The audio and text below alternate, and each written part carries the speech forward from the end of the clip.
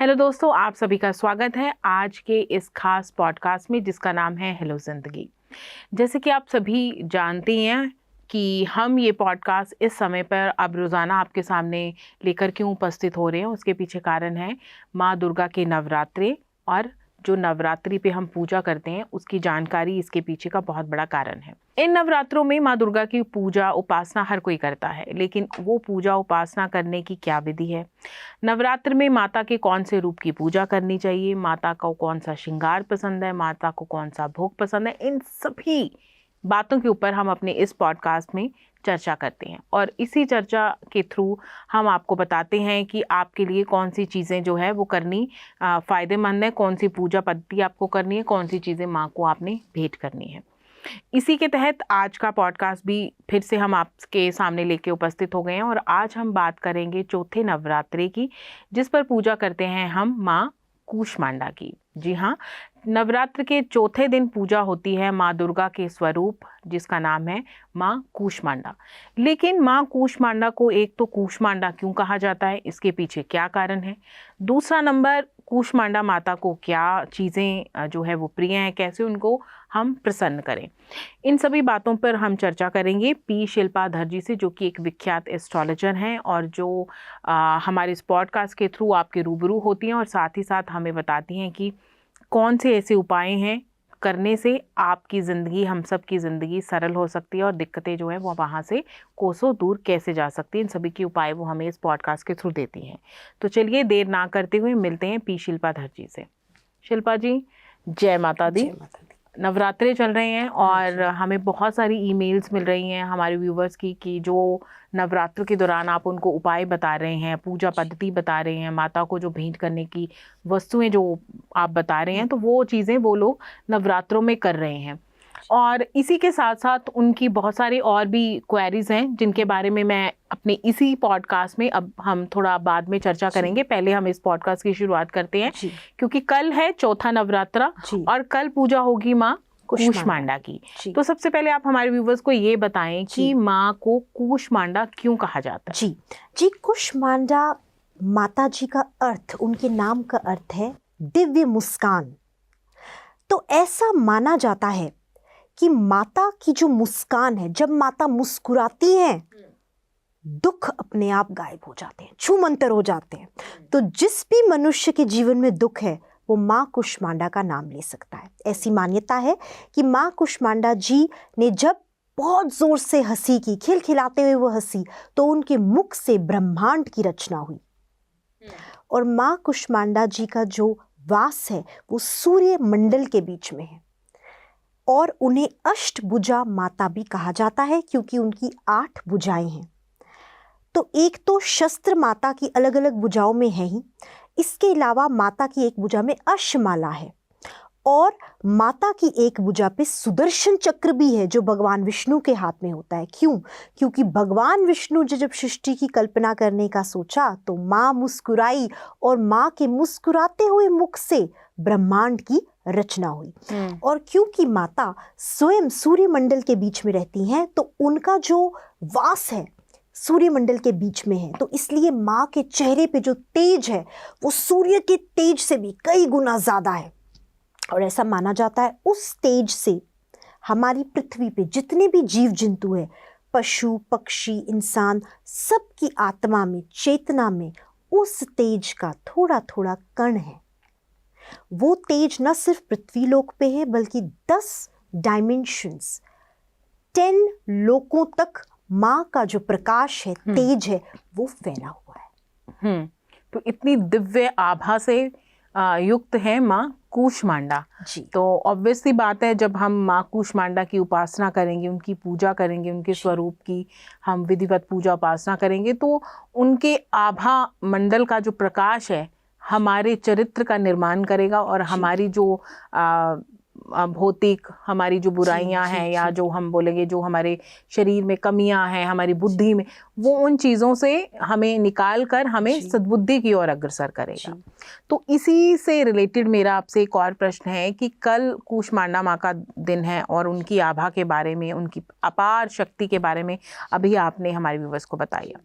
तो पहले आप अब ये भी बताओ कि जो कल का जो दिन है माँ कूष्मांडा को हमारे जो व्यूवर्स हैं जो नवरात्र खास करके रखेंगे या जो नहीं भी करेंगे, नवरात्र का व्रत कई लोग नहीं कर पाते लेकिन पूजा तो मोस्टली सब लोग करते ही हैं, तो ऐसे में माँ कूष्मांडा को प्रसन्न कैसे करें? माँ कूष्मांडा की फेवरेट चीज़ है मालपुआ देसी घी का बना हुआ। तो एक तो उन्हें आप ये भोग लगा सकते हैं, दही अवश्य उन्हें भोग में लगाए, मेवे फल फूल वो सब तो हम देते ही हैं, माता को अर्पण करते ही हैं। जो फूल है माता का फेवरेट फूल वो है ऑरेंज कलर का डेजी, और हरा रंग माता को बहुत प्रिय है। तो आप हरे रंग की जो बेंट है हरे रंग की उसमें वस्तुएं रख सकते हैं। अगर मेहंदी रखेंगे तो मेहंदी हरे रंग की है ना, हरे रंग के फूल रख सकते हैं, हरे रंग के फल रख सकते हैं, वस्त्र उनके हरे रंग के आप बनवा सकते हैं, चौकी हरे रंग की रख सकते हैं, दुपट्टा हरे रंग का रख सकते हैं। तो माता को हरी चूड़ियाँ दे सकते हैं, श्रृंगार माता को देना है। और एक बड़ी अच्छी खास बात जो फीमेल्स के लिए है, खुशखबरी जो मैं इस पॉडकास्ट के माध्यम से बताना चाहूँगी, अगर आप अपना खर्चा बचाना चाहते हैं कॉस्मेटिक्स पे, ब्यूटी प्रोडक्ट्स पे, तो माँ कूष्मांडा की उपासना करना शुरू कर दीजिए, क्योंकि ग्लोइंग स्किन, ब्यूटी, चैरिज्मा, पर्सनैलिटी ये सब कुछ देती है माँ कूष्मांडा। तेज चेहरे पे कि मुड़ मुड़ के लोग आपको देखें, आपको कॉस्मेटिक आइटम्स की जरूरत नहीं पड़ेगी। तो इतना निखार चेहरे पे माँ कूष्मांडा जी लाती हैं। और जो लोग कला के क्षेत्र में फेम चाहते हैं, सिंगिंग में, एक्टिंग में या किसी भी स्पोर्ट्स में, फेम भी माँ कूष्मांडा से आता है, क्योंकि फेम सूर्य से आता है और सूर्य जो है फेम का प्रतीक है। जैसे सूर्य की किरणें पृथ्वी पे छाती हैं, प्रकाश फैलाती है, वैसे जो इंसान फेमस होता है उसका नाम पूरे विश्व में या देश में सूर्य की भांति होता है। तो क्योंकि माँ कूष्मांडा जी का वास सूर्य मंडल में है, इसलिए माँ कूष्मांडा की उपासना करने से इंसान सूर्य की तरह मशहूर और फेमस हो सकता है। तो जिन्हें मशहूरी चाहिए, फेम चाहिए, वो भी माता की उपासना कर सकते हैं। सूर्य की तरह तेज चाहिए, बलवान चाहिए, क्योंकि जैसे ही सूर्य आसमान में चमकता है, चाहे कितने भी काले बादल हो, कितनी भी ठंड पड़ रही हो, और जैसे ही सूर्य आता है जितना भी अंधेरा, वो सारा अंधेरा बादल सब छट जाते हैं और सूर्य के प्रकाश से सब चीज़ें प्रकाशमय हो जाती हैं। और कहीं ना कहीं सूर्य का तेज ही है जो इस धरती के ऊपर जीवन जीने की जो कला है या जीवन जीने का जो चक्र चल रहा है वो सूर्य की रोशनी से ही पॉसिबल है। तो अगर हम, आपने बताया कि माँ कूष्मांडा भी सूर्य के समान तेज वाली देवी हैं, तो अगर हम इनकी पूजा करते हैं तो निश्चित ही हमारे जीवन में उजियारा और प्रकाश होता है। जी। तो अभी जैसे कि हम अपने इस पॉडकास्ट में हमेशा आपसे बात करते हैं माँ देवी से रिलेटेड कुछ मंत्रों के बारे में, तो ऐसे ही अगर कोई बच्चे विद्या में उत्तीर्ण नहीं हो रहे हैं या विद्या में जिन्होंने आगे कुछ हायर एजुकेशन के लिए आगे जाना है, तो उनके लिए कोई ऐसा कोई मंत्र माँ कूष्मांडा का? हम मंत्र कर सकते हैं माँ कूष्मांडा जी का। जो मंत्र है ओम क्रीम कूष्मांडाय क्रीम ओम। यदि आप अपनी कक्षा में या एग्जाम्स में आगे बढ़ना चाहते हैं, अगर आपकी फर्स्ट पोजीशन आती है, आप कॉम्पिटिटिव एग्जाम्स में पास होते हैं, तो कहीं ना कहीं अपने सर्कल में फेमस हो रहे हैं और फेम देना माँ का काम है। तो फेम और विद्या का भी एक कनेक्शन है, जो अति उत्तम आएगा फेमस हो जाएगा बाय डिफॉल्ट। तो इसलिए हम जब फेम की प्राप्ति करेंगे एक अच्छे गुड सेंस में फेम की, तो एज अ स्टूडेंट भी हमारे अच्छे नंबर आ रहे हैं। तो आपने हरा पेन लेना है, क्योंकि हरा जो है माँ का फेवरेट रंग है। हरे पेन से स्टूडेंट ने क्या करना है, स्टूडेंट या उनकी माता कर सकती है, ओम क्रीम कूष्मांडाय क्रीम ओम लिखना है। क्रीम यहाँ के से लिखा जाएगा, सी से नहीं, के से, KREEM। और ये उन्होंने लिखना है 8 बार। क्यों? क्योंकि कूष्मांडा माता जो है अष्टभुजाधारी है, उनकी 8 भुजाएं हैं। तो 8 के अंक पे ही ये मंत्र लिखा जाएगा और मंत्र लिखने के बाद इसे फोल्ड करके हम माता के चरणों में अर्पण कर देंगे। जिस दिन आखिरी नवरात्रि होंगी उस दिन हम इसको जला देंगे, जला के हम अग्निदेव को समर्पित कर देंगे हमारी मनोकामना। अच्छा, तो ये पहले नवरात्र से करना है या फिर चौथे नवरात्र? नहीं, चौथे नवरात्र से, क्योंकि कुछ नहीं, उसी दिन करना है जिस दिन चौथा नवरात्र है। सिर्फ कूष्मांडा माता का ही जो मंत्र है 11 के अंक पे लिखना है या 8 के अंक पे लिखना है, क्योंकि अष्टभुजा है माता की। और ये लिख के बस उसी दिन लिखना है और माता के सामने अपनी मनोकामना, विद्या को लेके, शोहरत को लेके रख देनी है। फिर लास्ट के दिन या तो 9th नवरात्र के दिन या फिर विजयदशमी के दिन। अच्छा, विजयदशमी के दिन अगर आप करेंगे तो विजय आपकी निश्चित होगी। आपने इसे अग्नि को समर्पित कर देना। तो ये तो हुआ मंत्र।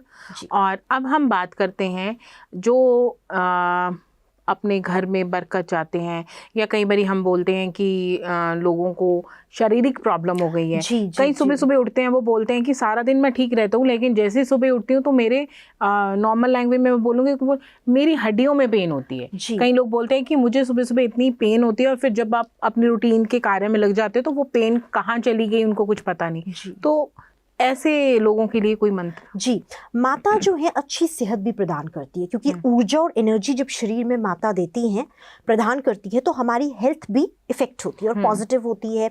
एनर्जी, मेटाफिजिकल और फिजिकल हेल्थ का आपस में कनेक्शन है, दोनों ही सामान्य रूप से बढ़ते हैं, इंप्रूव होते हैं।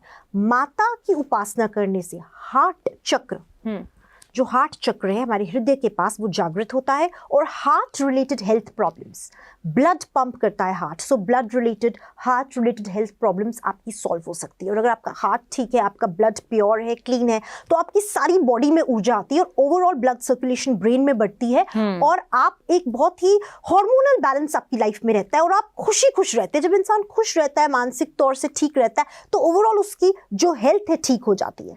बिल्कुल बिल्कुल। तो ये आपने बताया कि जो लोग माँ कूष्मांडा की पूजा करेंगे तो उनकी हेल्थ भी जो है वो इम्प्रूव बिल्कुल, और लंबी आयु के लिए भी माता को पूजा जाता है, दीर्घ आयु के लिए। तो जैसे कि आपने बताया कि अगर हम माता कूष्मांडा की भी पूजा करते हैं, उनके स्वरूप, दुर्गा माँ का चौथा स्वरूप माना जाता है माँ कूष्मांडा, तो कहीं ना कहीं हमारी हेल्थ भी अच्छी होती है। तो अब जो लोग वेल्थ अच्छी करना चाहते हैं तो उनके लिए कोई उपाय? जी, क्योंकि हम जिक्र कूष्मांडा माता जी का कर रहे हैं, तो कूष्मांडा माता जी को जागृत करने के लिए, प्रसन्न करने के लिए अलग अलग चीजें हैं। क्योंकि हम वेल्थ की बात कर रहे हैं, तो सबसे पहले हम ये डिकोडिंग करेंगे कि कैसे माँ को प्रसन्न करें। नंबर 1, भोग से। भोग मैंने आपको बता दिया क्या क्या चढ़ते हैं।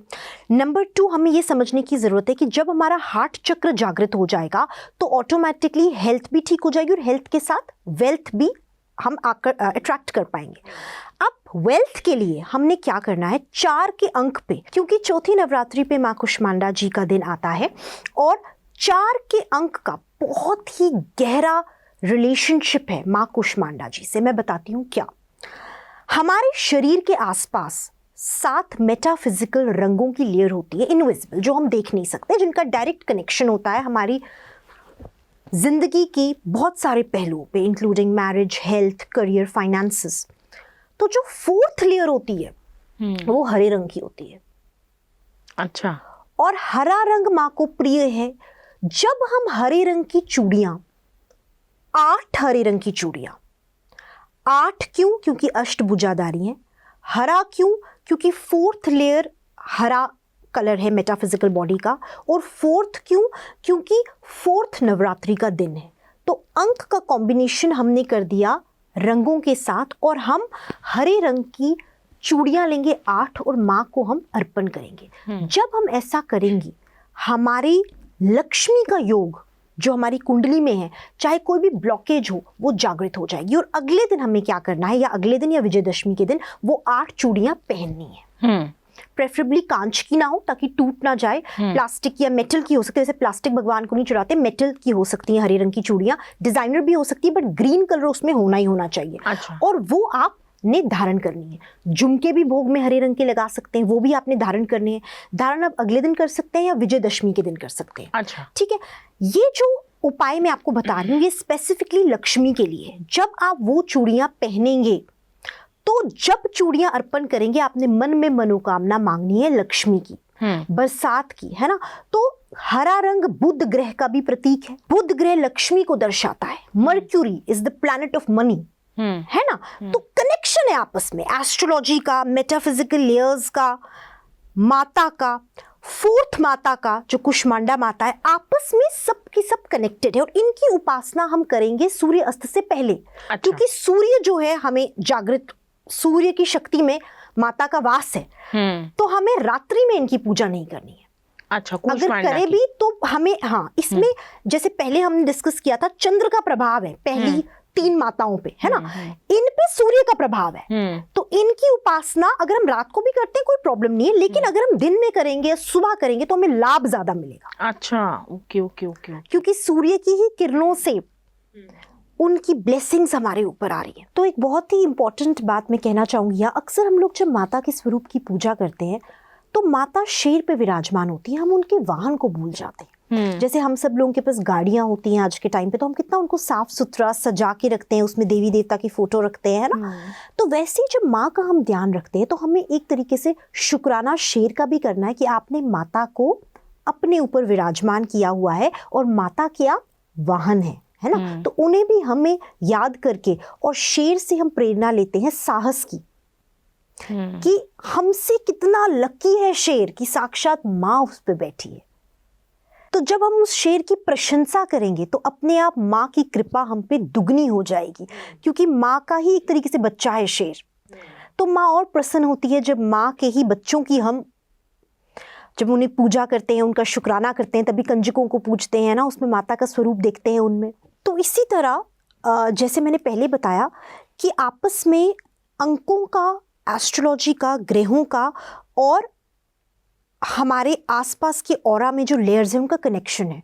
तो लक्ष्मी माता जैसे बुध का प्रतीक होता है, बुध हमारा ग्रह है जो लक्ष्मी देता है, तो बुध ग्रह जो है वो भी कवर हो जाता है जब हम हरे रंग के वस्त्र और हरी चीज़ें माता को अर्पण करते हैं, क्योंकि बुध ग्रह भी स्ट्रांग हो जाता है। तो जिनकी कुंडली में बुध ग्रह नीच का है, सूर्य नीच का है, वो आज के दिन माता की उपासना ज़रूर करें। और यदि आप कोई पत्थर पहने हुए हैं, पन्ना या टर्मुलिन जो हरे रंग के पत्थर होते हैं, है ना, या फिर आपने एगेट पहना हुआ है हरे रंग का, क्रिस्टल पहना हुआ है हरे रंग का, एगेट या जेड जो हरे रंग के आते हैं जिसकी हम लोग माला पहनते हैं, कोई भी हरे रंग का ऑर्नामेंट आपके पास है, मेटल है ना, एस्ट्रोलॉजिकल रीजंस से जो आपने पहना हुआ है, तो उसको भी आज के दिन निकाल के माता के आगे शुद्ध करके रख लीजिए। गंगा जल जो आपने माता को अर्पण किया हुआ है कमंडल में, उसका छिड़काव उन ऑर्नामेंट्स पे भी करिए, वो एनर्जाइज हो जाएंगे। और आपने जिस भी कारण से, चाहे हेल्थ के कारण से, फाइनेंशियल इश्यूज के कारण से उसे धारण किया है, वो आपके अवश्य जल्दी जल्दी संपूर्ण हो जाएंगे कार्य। ओके तो जैसे कि अभी आपने बताया कि माता का जो तेज है, माता में माता की जो अपार शक्ति है वो पूरे आभा मंडल में, पूरे ब्रह्मांड में फैली हुई है।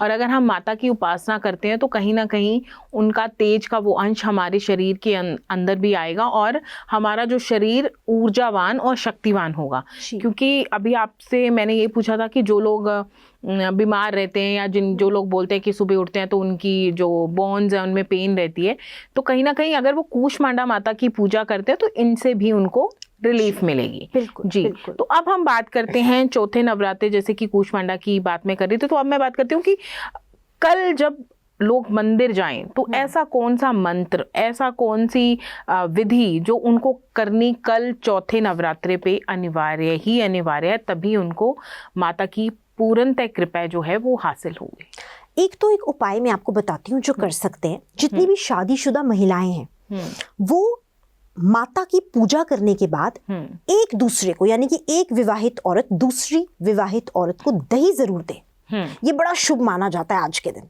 और एक तरीके का उपाय है घर गृहस्थी जीवन अच्छा करने के लिए। तो ये उपाय कर सकते हैं। दही, शहद, श्रृंगार दे सकते हैं, लेकिन श्रृंगार हरे रंग का होना चाहिए। मेहंदी हरे रंग की या झुमके चूड़ियां हरे रंग की होनी चाहिए। ठीक है, तो ये उपाय के तौर पे कर सकते हैं। और ये जो आदान प्रदान है किसी कथा के बीच में, कीर्तन के बीच में, या फिर मंदिर में जाके किया जा सकता है, जहाँ पे सारी औरतें इकट्ठी होती हैं। तो ये माता को चढ़ा के फिर भेंट स्वरूप दिया जा सकता है, प्रसाद स्वरूप दिया जा सकता है। ये बहुत ही इफेक्टिव रेमेडी रहेगी, लेकिन करना सुहागन औरतों को ही है। ठीक है, आपस में इसका।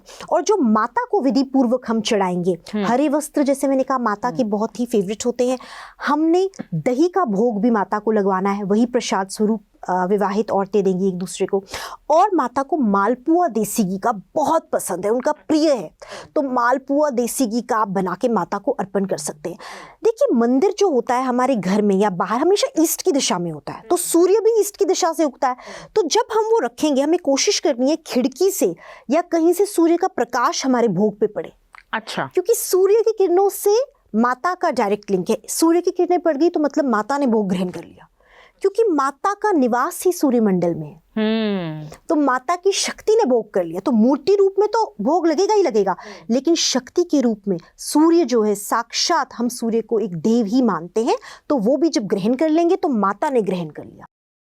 तो ये हमें इस बात का भी ध्यान रखना है, किसी तरह सूर्य का प्रकाश आपके भोग पे पड़ना चाहिए। हाँ, तो इससे शिल्पा जी सूर्य को जल देना भी अनिवार्य है? बिल्कुल कर सकते हैं, बहुत अच्छी बात आपने कही, बिल्कुल कर सकते हैं। और इसमें हम जल में थोड़ा सा गुड़ मिला सकते हैं। अच्छा। गुड़, गंगा जल, हम इसमें थोड़ा सा रोज वाटर मिला सकते हैं, अच्छी खुशबू के लिए, अच्छी महक के लिए, पवित्र माना जाता है। केसर थोड़ा मिला सकते हैं। और जब अर्घ देंगे तो धरती से हमें दाहिने हाथ की रिंग फिंगर से तिलक खुद भी लगाना है और जितने भी परिवार के लोग हैं सबको तिलक लगाना है। जो हम जब सूर्य देव को जल देंगे तो जो जल वो धरती पे गिरेगा तो उस जल का तिलक अपने परिवार जनों को और अपने आप को जरूर लगाइए थर्ड आई पे, तो बहुत ही शुभ माना जाता है। और ऐसा जैसे कि अभी आपने बताया कि जल के अंदर अगर हम गुड़ डालते हैं तो ऐसा करने से सूर्य ग्रह भी आपका बलवान होगा। बिल्कुल, सूर्य ग्रह भी बलवान होगा और कुष्मांडा माता की कृपा भी आप पे बनी रहेंगी, खुश होंगी वो। और एक चीज और मैं कहना चाहूंगी, जैसे मैं हमेशा तत्वों की बात करती हूँ, 5 तत्व है ना, अग्नि, वायु, जल। अब जो जल है तत्व और पृथ्वी तत्व, ये सिर्फ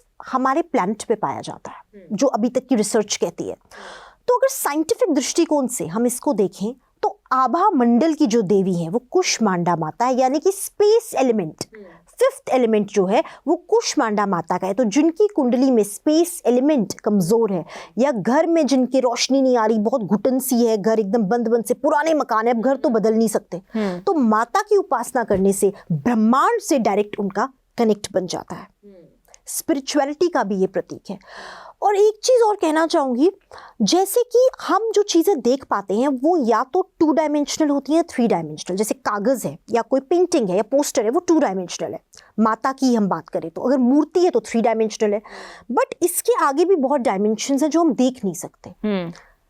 10th डायमेंशन तक माता की दृष्टि है, मतलब 10 के 10 डायमेंशंस पे माता की कृपा है। और हमारी आभा मंडल जो है वो बहुत से डायमेंशंस का बना हुआ है। तो यहां तक माता की असीम कृपा है। वक्त, टाइम भी एक डायमेंशन है, तो वक्त पे भी माता का कंट्रोल है।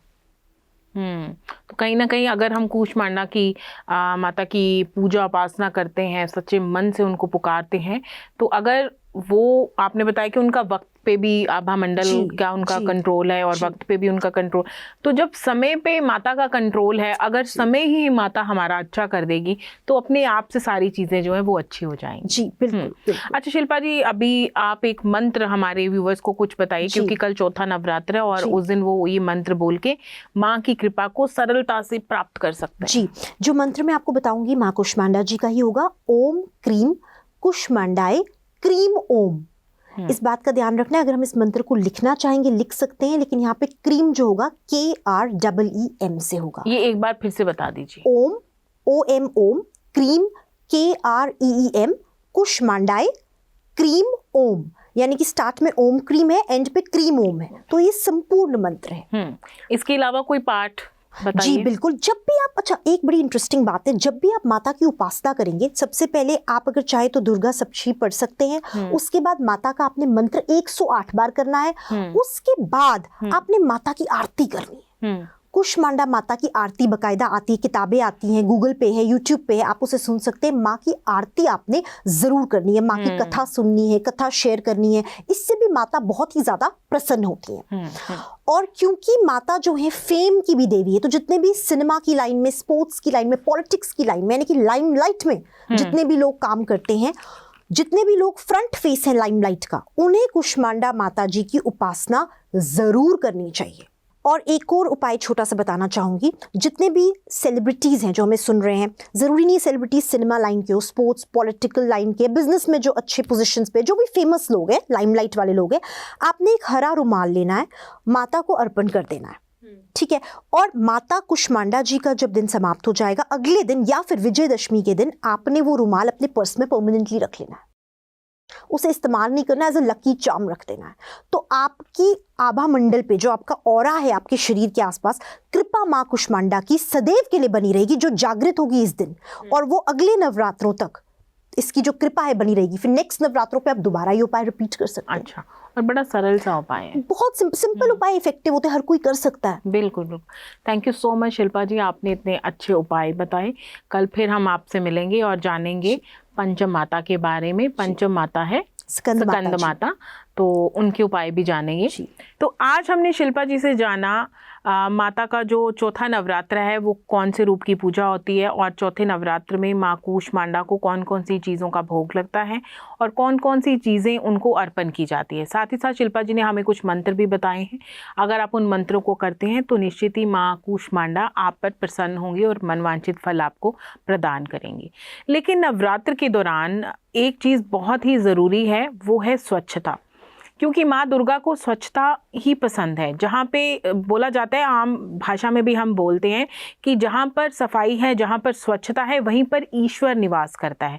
तो अगर हम इन नवरात्रों में ही नहीं बल्कि आगे पीछे भी जब भी हमें समय लगता है, अपने आस पड़ोस सब चीज़ों को साफ रखें। खास करके नवरात्रि के दौरान तो अपने घर को पूर्णतः स्वच्छ रखें, क्योंकि माता तभी आपके घर में चरण डालेगी अगर आपका घर पूर्णतः स्वच्छ है। और ये स्वच्छता ना सिर्फ घर की बल्कि तन और मन दोनों की होनी चाहिए। इन नवरात्रों के दौरान कोशिश करें कि आपका आहार भी जो है वो सात्विक हो, तामसिक चीज़ों से परहेज़ करें, तभी आपके नवरात्र की जो पूजा है वो फलीभूत होगी।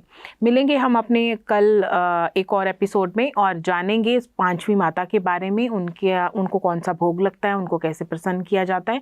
इन सभी चीज़ों की तमाम जानकारी लेकर एक बार फिर से पी शिल्पाधर जी हमारे इसी पॉडकास्ट हेलो ज़िंदगी में फिर से आपके रूबरू होंगी। कल मिलते हैं, तब तक के लिए बाय बाय।